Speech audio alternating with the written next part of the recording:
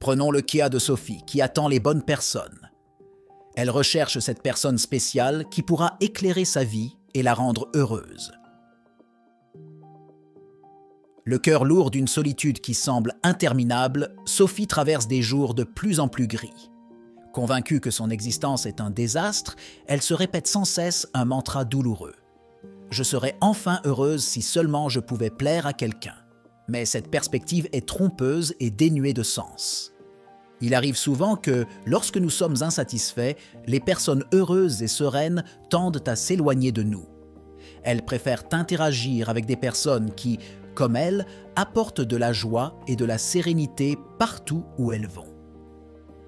Immergée dans sa tristesse et son insatisfaction, Sophie risque d'attirer des personnes avec des problèmes encore plus graves, déclenchant un cercle vicieux de malheur mutuel. La même dynamique se produit lorsque nous cherchons un partenaire. La vérité est que nous devons d'abord affronter et résoudre nos propres problèmes.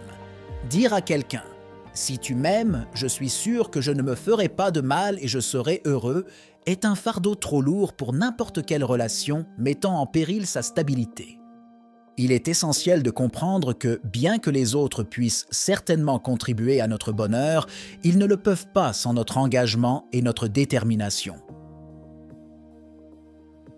S'attendre à rencontrer la personne idéale conduit souvent à des déceptions.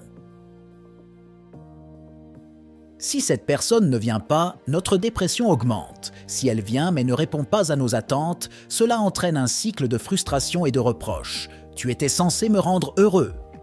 Les personnes qui cherchent des relations épanouissantes ont généralement une base émotionnelle solide et sont en harmonie avec elles-mêmes. Elles ne cherchent pas à combler les vides chez les autres, mais se valorisent et se connaissent bien. Souvent, dans les films et les chansons, nous entendons des phrases romantiques telles que « Tu étais tout pour moi avant que je te rencontre », mais dans la réalité, cette attitude est dangereuse. Nous devons apprendre à être quelque chose par nous-mêmes. Il n'est pas sain de n'être que la moitié de quelqu'un d'autre. Nous sommes des individus entiers. L'autre personne peut certainement ajouter de l'amour inconditionnel et du bonheur à notre vie, mais elle ne peut pas remplacer notre plénitude intérieure.